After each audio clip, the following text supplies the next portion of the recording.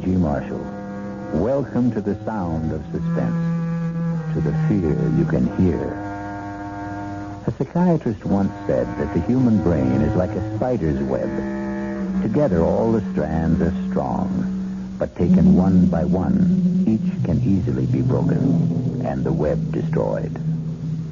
There are countless cases of human brains broken and smashed in just this way, step by step, strand by strand. And I can't help wondering, is this what happened to young Jennifer Brady? Please, officer, I'm not out of my mind. I didn't say you were. No, but everybody else does, and I'm not. I'm not. I don't mean you're off crazy because you had a bad dream. It was no dream. It happened. I tell you, it happened. No, ma'am, it didn't. You see, it couldn't have. A thing like that to happen. Impossible.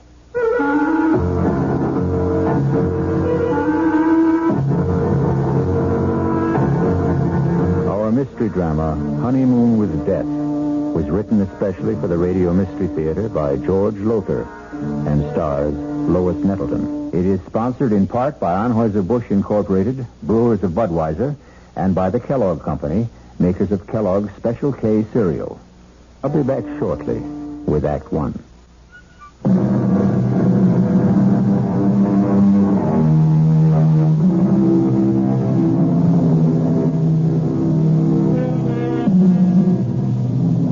What makes Jennifer Brady think she's going out of her mind? What strange thing happened that couldn't have happened? Perhaps we can find out together. It was a wonderful honeymoon, Howard. I can't tell you how much I enjoyed it. Adored it. But you know something? Howard, you know something? What, Jennifer, what? It's wonderful to be back home. These last 10 days driving back from San Francisco, I kept thinking, when, oh, when will I be back in my own bedroom, in my own bed, in my own little old New York brownstone house? Oh, I shouldn't have said that, should I? What? Said what, Jennifer? Am I bothering you with all my chatter, Howard? Bothering me? How could you possibly bother me, sweetheart? I'm just trying to catch up with all that mail Margaret left on the living room table. Oh, hey, I haven't seen that negligee before. I saved it for a homecoming night. Like? I can see a whole month of honeymooning hasn't changed you a bit. When I've got a bride as beautiful and sexy as you, our whole life is going to be a honeymoon. Now, tell me, what was it you shouldn't have said? What? Oh, I've forgotten. Something about your own little old New York brownstone house. Oh, well, what I meant, it's not just mine anymore. It's yours now, too.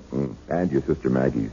You both inherited this old brownstone from your father. Though I must say I think that we, have the better of the bargain. What do you mean?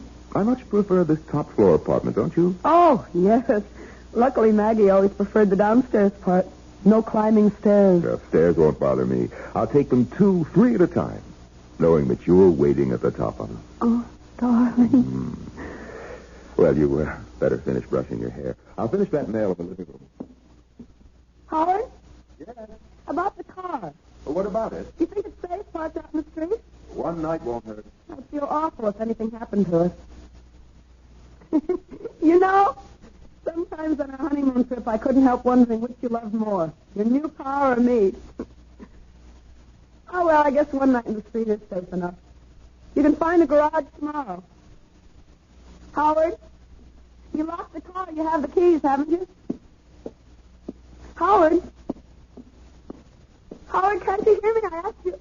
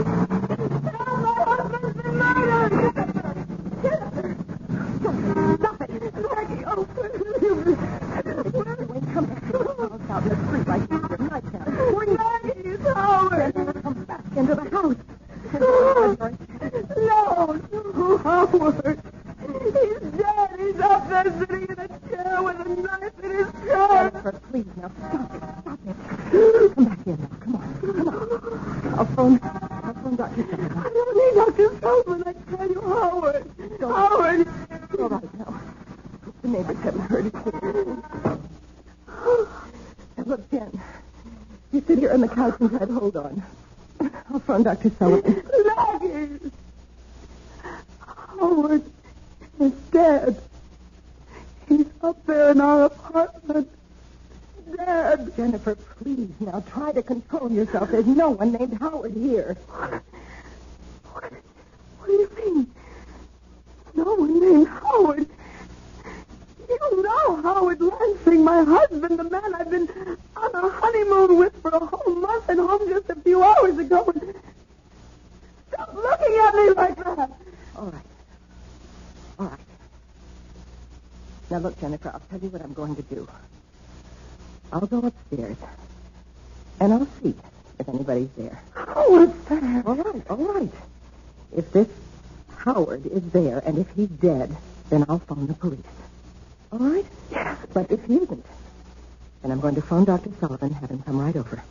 Now, that agreed? What's that? It's just the front door bell. Oh, yes, officer? Officer Helmets, ma'am. Ed Helmets. Anything wrong? No. What do you mean, no? My husband's been murdered. He's upstairs dead, a knife in his chest. Jennifer, please.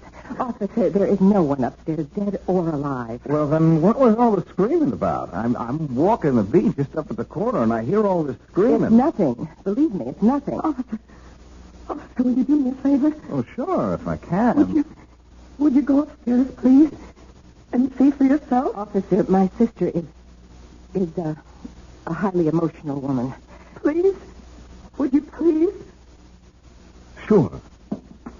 Make you feel any better? Sure. Oh, Jen, what am I going to do with you? You know what Dr. Sullivan said. Dr. Sullivan? He said if you had another one of these attacks, you were going to have to be... I am not having an attack. I am as sane as you are. Don't look at me like that, Maggie. I am. Well, officer? Well, there's nobody up there, ma'am. Nobody. But there is somebody. My husband, Howard. He's sitting in a chair with a knife in his chest, blood all over. No, ma'am. But that's impossible. Impossible, I tell you. It's impossible. I couldn't. Maybe you want to see for yourself, huh? I'll go up with you. Officer, thank you very much, but there's no need. I do want to see for myself, will you? Sure. I'll come with you. No, on second thought, what's the use? I mean, I'm really very tired of this sort of thing. What sort of thing? Never mind, officer. Just, you go ahead.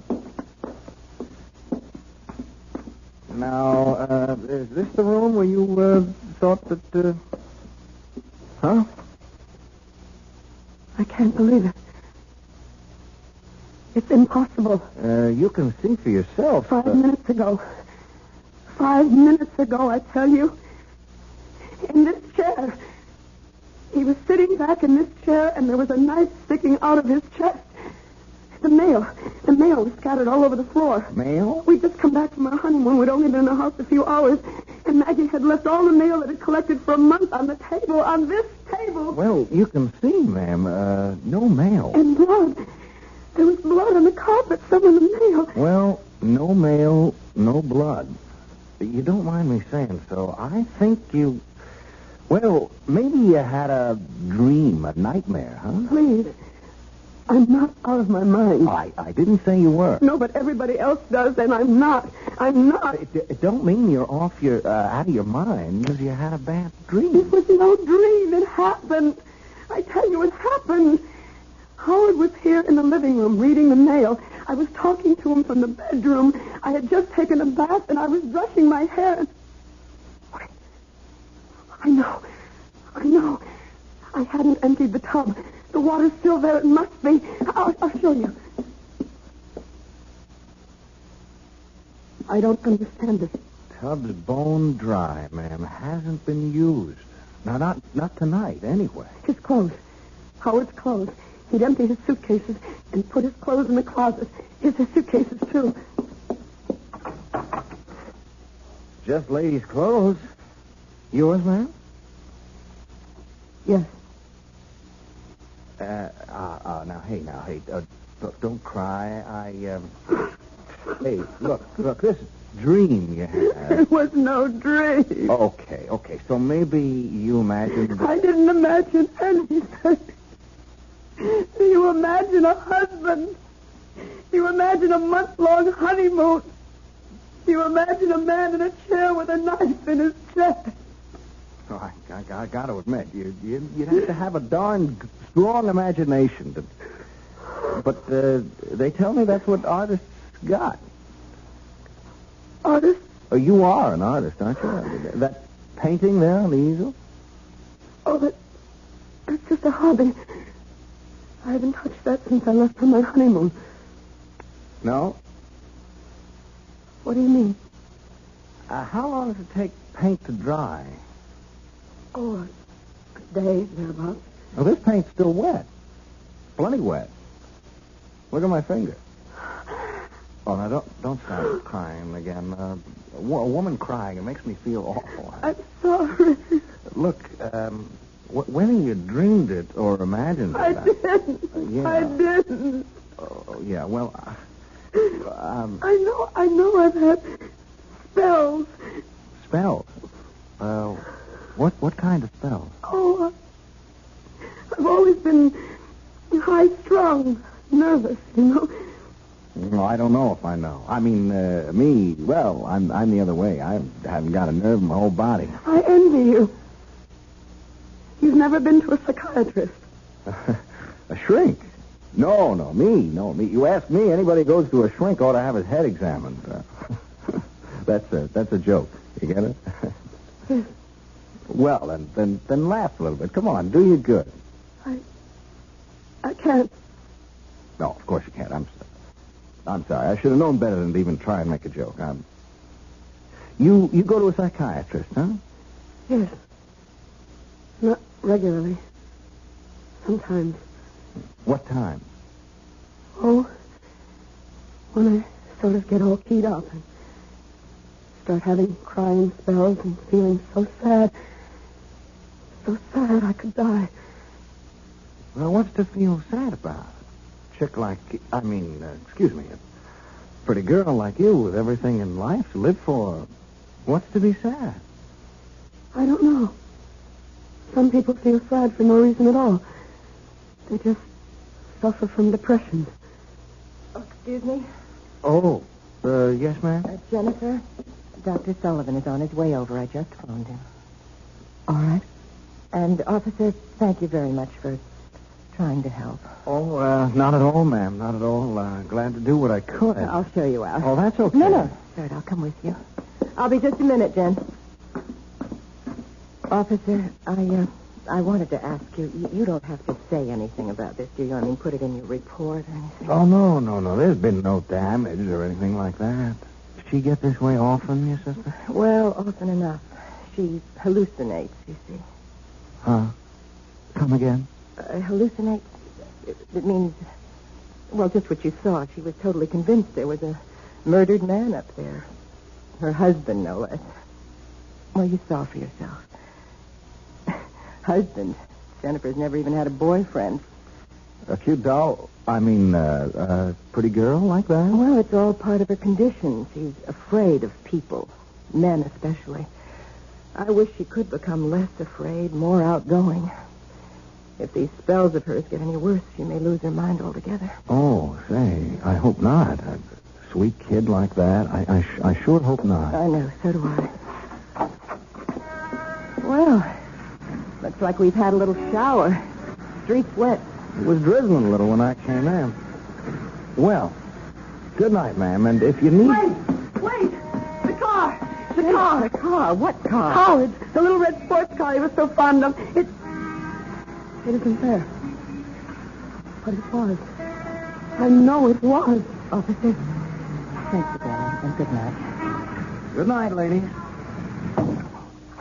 Jen, dear, until Dr. Sullivan gets here, I think you should lie down and rest. I don't want to lie down. Well, then just stretch out on the couch, and I'll make some tea for us. Oh, it's probably Dr. Sullivan now. Oh. Yes? Excuse me, ma'am. I just wanted to get something straight. Yes. Your sister, did she say... Oh, ma'am. Yes, officer. Did you say that car was a little sports car? Yes.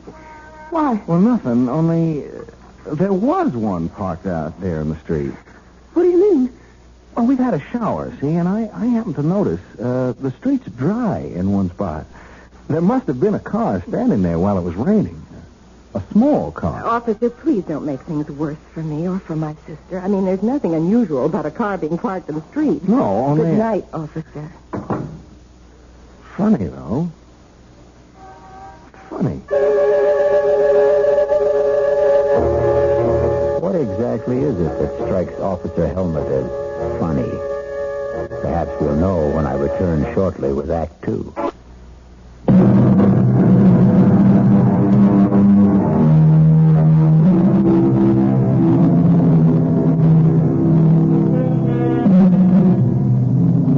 Has a horrible murder been done? Or is Jennifer Brady losing her mind? Did she find the body of her husband, Howard Lansing, seated in the living room with a knife in his chest? Or did she imagine the frightful scene? Is she married? Was there a honeymoon? Oh, here's young patrolman Ed Helmut at the front door of the brownstone house where Jennifer and her sister Maggie live. And it's the following morning.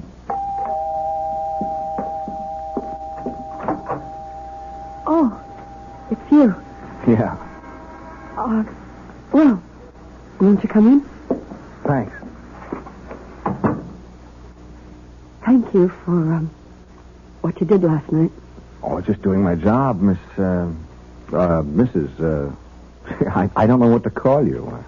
I don't know what to call myself. I don't know if I'm Mrs. Howard Lansing or Miss Jennifer Brady. Not after last night. Well, suppose I just call you Jennifer. You can call me Ed. Ed Helmut. What are you doing here? Well, I'm off duty, see. I'm on the 4 to midnight beat, and I just thought I'd drop around and see how you were doing. Oh, well, I'm all right. You mind if I ask you a couple of questions, Jennifer? No. It's your job, isn't it? Well, yes and no. In fact, being off duty now, I'm kind of asking these questions on my own. You know what I mean? I don't. Not really. Well, I tell you, that car of your husband's... If I didn't just imagine a husband. Yeah, well, if you didn't, that car of his, that little red sports car you mentioned, well, there was a car parked out front last night, and it was a little sports car. If it wasn't there when you left... Well, the space it left. It rained, remember, while the car was standing at the curb? Oh, yes. So at least you were right about there being a car.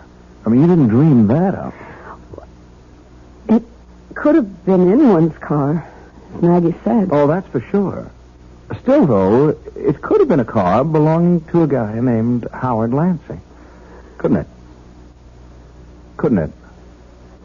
Why are you doing this? Come again? Well, you know that I'm not well. That all my life I've had nervous problems. Oh, I can't believe it, but I must have dreamed it all up. Howard Lansing, marrying him, going on a honeymoon across country and back, coming home last night, finding him murdered. I must have imagined it all. Maggie says I did. Dr. Sullivan says I did. So why are you... You know something? I don't know. Maybe it's because, Well, what? I kind of like you, and, me, I didn't get much sleep either last night, thinking about this whole thing, thinking about you, and, I'm kind of wishing I could straighten things out for you. That's very sweet of you, officer. But... Call me Ed. Ed? It's sweet of you. But you're wasting your time. I'm mentally... Oh, come on now. Don't cry. You had a bad dream, that's all. A nightmare. Oh, it was more than that. Much more than that. When you dream something, you wake up and you know it was a dream. I'm still living it. I remember the ceremony. The hotels we stayed at. The things we did.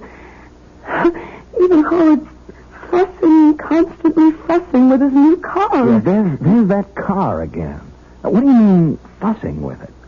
Oh, just that he was always polishing it, checking this and that. Fussing, that's all. And you remember all about the ceremony and the hotels and like that? It's all as vivid as if it had actually happened. Tell me about the wedding. Who married you? Nobody married me, Ed. I imagined... Okay. So where did you imagine you got married? A little town in Jersey. By a justice of the peace. What little town? What J.P.? I don't know. It was night, and we just pulled off the Garden State Parkway. Howard had said he knew a place, a justice of the peace. Okay. What about hotels? Well, I remember we stayed at the Ambassador in Chicago and the Statler in St. Louis, the Beverly in Los Angeles, and... Oh, that you, Maggie? Yes, Jen. Connie called. Well,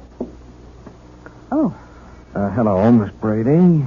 Aren't you the policeman who was here last night? Yeah, that's right. You're wondering what I'm doing here now, huh? Well, yes, I am. I just dropped in to see how Jen was doing, that's all.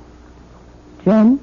Excuse me, Miss Brady. I was never much for being formal. Yes, obviously. Have you been here long? No, 10 minutes or so. Well, I don't mean to hurry you, officer, but Jennifer and I have an appointment in 1 hour with her psychiatrist, Dr. Sullivan. Say, would that be Dr. Martin Sullivan on Park Avenue? No, Dr. Arnold Sullivan on East 82nd. Oh. You seem terribly interested in Jennifer's psychiatrist. Me? Oh, no. I just ask a lot of questions. I trained myself. You trained yourself? You're going to laugh. I know you're going to laugh, but would you believe I want to be a detective someday? Of course I believe it. Why shouldn't I? Ask my sergeant. He thinks I'm something else wanting to be a detective. Laughs himself silly. Well, I certainly wouldn't laugh. I think it's commendable. You think I could make a detective? Of course you could. Well, say, that's a real shot in the arm. I mean, someone like you thinking that someone like me, just a cop and new on the force. As I said, officer, I don't like to hurry you, but... I'm going, Miss Brady. Going right now. Nice seeing you again, Jen. I'll show you out. Oh, that's okay. Some detective I'd make if I couldn't find the front door. Why, Jennifer, would you answer that, please? Of course. Oh, my God. Jennifer, what is it? Help me. Oh, my God, Maggie. Ed, help me. What? He's there. At the front door, he's there. Howard. Oh, I'm sorry. Is something... What's all the trouble? You're dead. Murdered. What? Last night after we got home from our honeymoon, I found you in your chair, stabbed to death. Last night, honey, Maggie, what is this? Jen's having another one of her spells, Howard, that's all. Oh, I see. What do you mean, you see? You see what? What, just... Excuse me, who are you? My name is Ed Helmut, Officer Ed Helmut. I'm a cop. A cop? Howard, I'll explain later what went on here last night. I don't understand this. I don't understand it. You're talking to Howard as if nothing had happened. Jennifer, nothing did. He exists. He's standing right here. He exists. And last night you acted as if you'd never heard of him. As if there was no such person as Howard Lansing. I don't remember. You did. Jennifer, stop it. Now, stop it. Control yourself. Officer, you were leaving. There's some questions. I'd better get the answers to Officer, first. this is a private matter. It's a family affair. Well, now, that depends on how you look at it. Are you Howard Lansing? Of course I'm Howard Lansing. Why do you ask such a question? Howard, Jen had one of her mental lapses last night. She imagined that you and she were married. We were. And that you'd just come back from your honeymoon. Oh, good Lord. And then during this hallucination, she thought she had found you with a knife in your chest. dead. Oh, no. Poor little Jenny. She ran screaming into the street. Luckily, I got her back into the house before she caused a disturbance, although this officer did hear the screams and came to investigate. Well, did you call Dr. Sullivan? Well, of course I did. He came over, but there wasn't much he could do except order some new sleeping pills. We're seeing him in his office at 11 this morning. Just one more question, Mr. Lansing. Yes? Just where do you fit in here? I mean, who are you? To the family, I mean. I'm Miss Brady's fiancée, Margaret, not Jennifer. Oh. I see. No, I'm afraid you don't see. Not all of it. Look, since we've gone this far, you might as well know the rest of it. Jennifer has always had a thing for Howard. She's not jealous that he's going to marry me and not her. Don't think that. But the whole situation has been a severe strain on her, a very severe strain. Almost certainly that's why her hallucination last night took the form that it did, thinking she'd been married to me and all the rest of it. Yeah, that makes sense. Well, I'll be on my way. Hey, now, you take it easy, huh? And me, if it's okay with you, I'm going to be in touch. I'll see my way out. Hey, Mr. Lansing, you have got a little red sports car. Well, yes, that's it, parked at the curb. Why? Well, Jen, Miss Brady, she seemed to make a big thing out of it. On the honeymoon that didn't happen, I mean. Big thing? Well, what I mean, she said you were always fussing with it, polishing it and like that. Sure looks as if you do. Oh, I do. I'm a sports car buff, if you want to know. I wish I could own a car like that. But on a cop salary, you had it long? Well, 2 or 3 months. Oh, like cross country. Well, maybe someday I will, but so far I haven't had the interest. Yeah. Well, see ya. Bye. Where is she? Upstairs, changing for appointment with Sullivan. I don't know. Oh, boy. If I had a car like that, I'd go for long trips, like cross country. Well, maybe someday I will, but so far I haven't had the interest. Yeah. Well, see ya. Bye. Where is she? Upstairs, changing for appointment with Sullivan. I don't like this, Maggie. You don't like it. You don't like it. All the stupid things walking in here when a cop was here. If I know he was here. If it comes to that, why'd you let her run screaming into the street last night? Howard, come to your senses. Was there any other way? No, I guess there wasn't. I'm afraid we're going to have to move faster than we planned. Why? That young cop's pretty nosy. Come over here to the window. What? Look, down there. What the hell is he doing? He's measuring the size of your car from front to back wheel. What's he doing that for? I don't know. He's doing it. I don't like it. No, Howard, we won't commit Jennifer now. Well, if we don't commit her, what will we do with her? Kill her.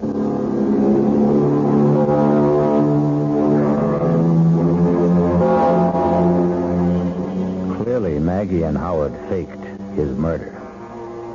But how could they have managed it?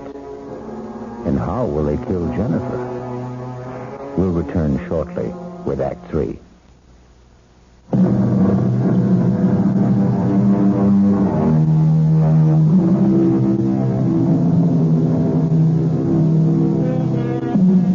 Were you as shocked as I to discover that Howard Lansing is very much alive? I can't fathom it. Can you?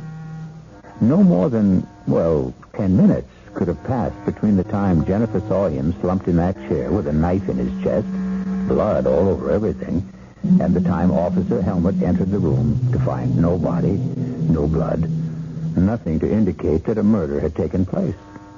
It would have been impossible for Howard Lansing and Margaret Brady to restore perfect order to that room in so short a time. Even to Howard's clothes and luggage no longer in the closet.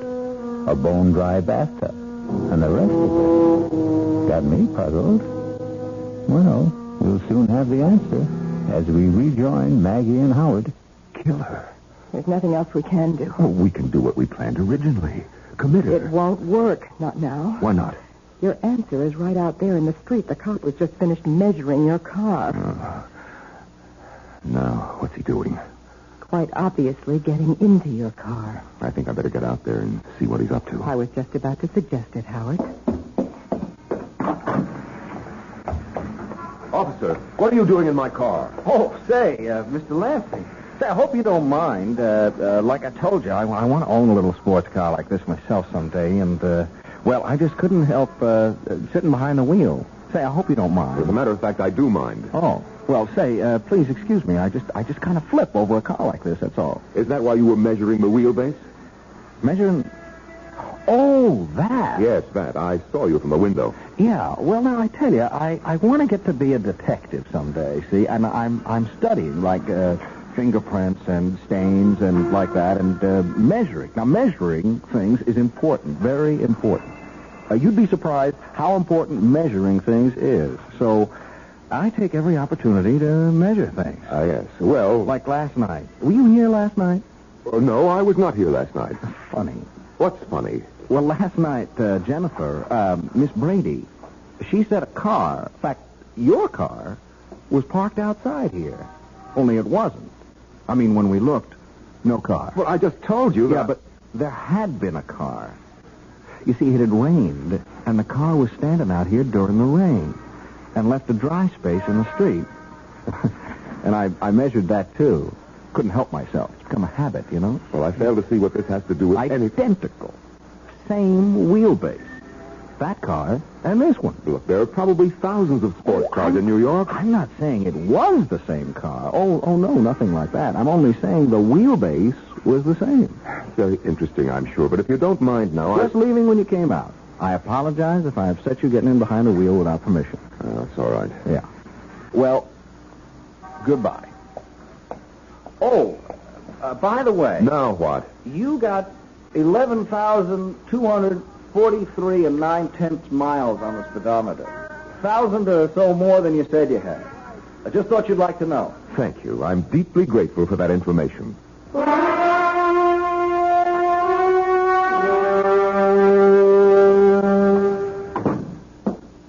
He is up to something, Maggie. What else is new? He checked the mileage on the car. What of it? Over 11,000 miles. I could easily have driven from here to L.A. and back, which I did. Mileage shows only how far a car went, not where. I'm not worried about your car. I'm worried about him nosing around. The quicker we kill Jennifer, the better. Now, look, I didn't bargain for anything like murder. Neither did I, but that's the way it is. How will you do it? How will we do it? Sleeping pills. An overdose. That's the simplest. When? Oh, tonight. Why wait? Oh, Jennifer. Oh, ready for our appointment with Dr. Sullivan, I see. Yes. I'll just get my coat. Howard? Yes, Jennifer. I'm sorry if I've caused you any trouble. Oh, now. I'm losing my mind, Howard. I must be. Marrying you, our honeymoon trip across the country, returning last night, finding you dead. It was all so real. So real. And yet it wasn't. It never happened. Oh, Howard, I just can't go on like this much longer. You won't, Jennifer. Believe me, you won't.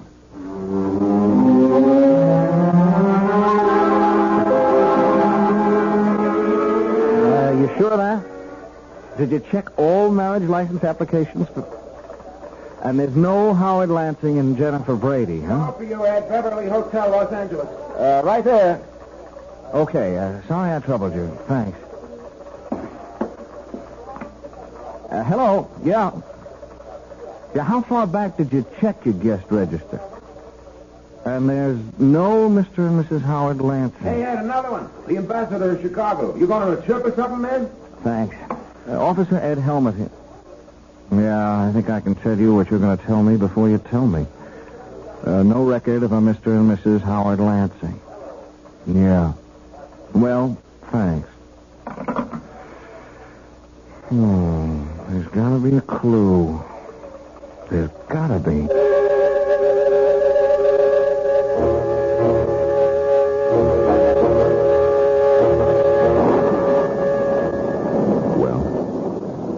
sleep.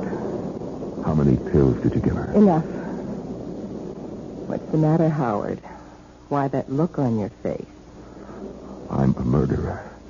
I'm just beginning to realize it. I am a murderer. Not yet, Howard. She won't be dead for a while. How can you be so calm? You frighten me, Maggie. I've never seen this side of you before. You've got to be kidding. All the time we spent planning To this. commit her, not murder her. What's the difference? We're not doing all this for peanuts, you know. We inherited $1.5 million from my father, Jennifer and I. You and I will have all of it once she... Who could that be? I'll see. Wait. No, I guess we can't pretend no one's at home. The lights are all on. And my car's parked out front. Oh, it's you. Okay if I come in, Mr. Lansing? Oh, well, now, Thanks. Rotten night out there. Just plain rotten. It's Officer Helmet, Maggie. Yes, so I see.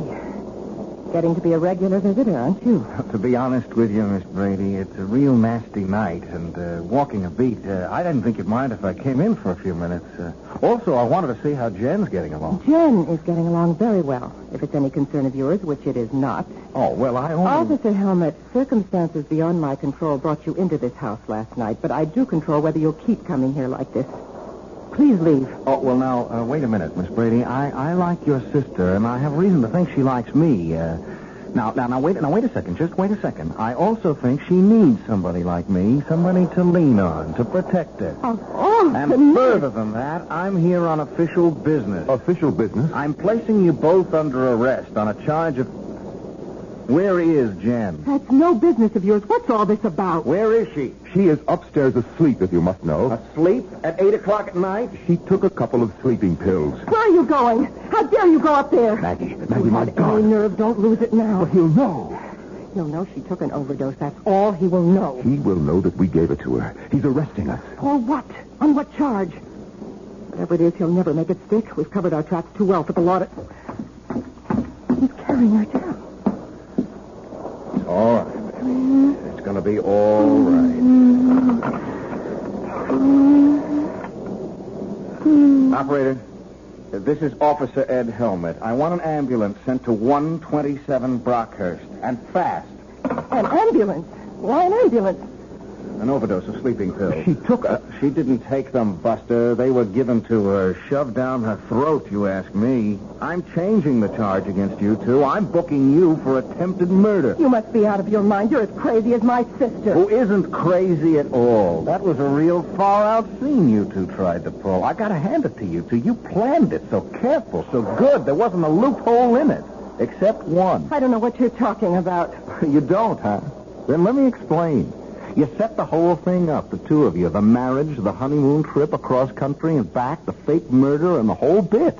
Oh, and you played it smart. Very smart. Not a clue. I checked the Marriage License Bureau. No license.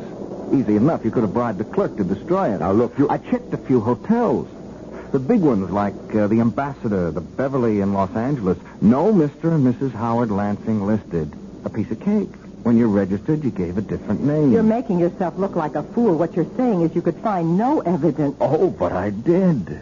One little clue that neither of you thought about. The car, Mr. Lansing. Your pretty little red sports car. I don't follow. You will. I told you I found that dry space out on the street last night because a car, a little sports car like yours, had been standing there during the rain. Well, it could have been anyone's car. Sure. Same size as yours. Same wheelbase, but I agree, it could have been anyone's. Only it wasn't. It was yours. You want to know how I know? We'd be enthralled. I know, because last night, that car wasn't parked outside this house, but the one next door. I got to wondering about that. I kept saying to myself, if it was his car, why did he park outside the house next door? I came up with the answer today when I entered that house. Nobody there. And found fake blood all over the upstairs room. A gag knife. The kind you attach so it looks like you're stabbed. Even your clothes. And your luggage in the closet. Mr. Lansing. Oh, God. So you see, if it hadn't been for your car, I'd never have realized that brownstone houses in a row like these are identical. You bought this place, or leased it while Jen and him were on their honeymoon, didn't you, Miss Brady? Last night, when Jen went screaming into the street, you deliberately let her run into the street so you could bring her back to the house next door. This house. And her state, wound up tight like she was, she never realized what you were doing, as you knew she wouldn't. You'll have to prove these accusations. I will. I can.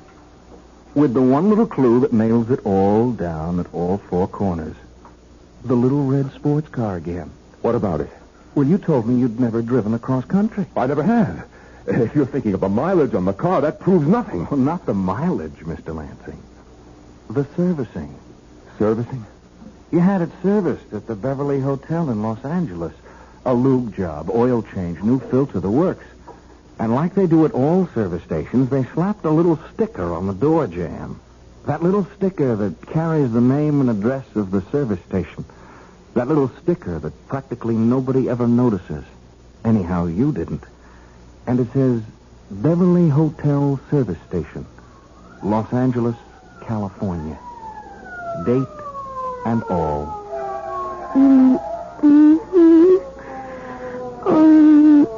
Easy, Jen. Easy. You're going to be okay. From here on in, you're going to be just fine.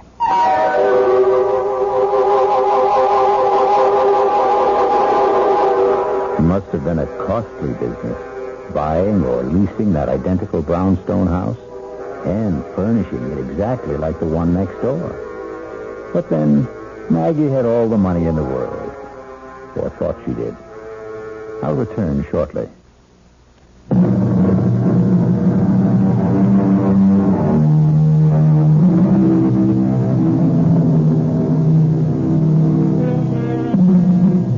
Yes, like a spider's web, so strong and yet so weak, the human brain can be broken. But happily, again, like the spider's web, it can be repaired, as good as new. Our cast included Lois Nettleton, Tony Roberts, Terry Keane, and Norman Rose. The entire production was under the direction of Himan Brown. This is E.G. Marshall inviting you to return to our Mystery Theater for another adventure in the macabre. Until next time, pleasant dreams.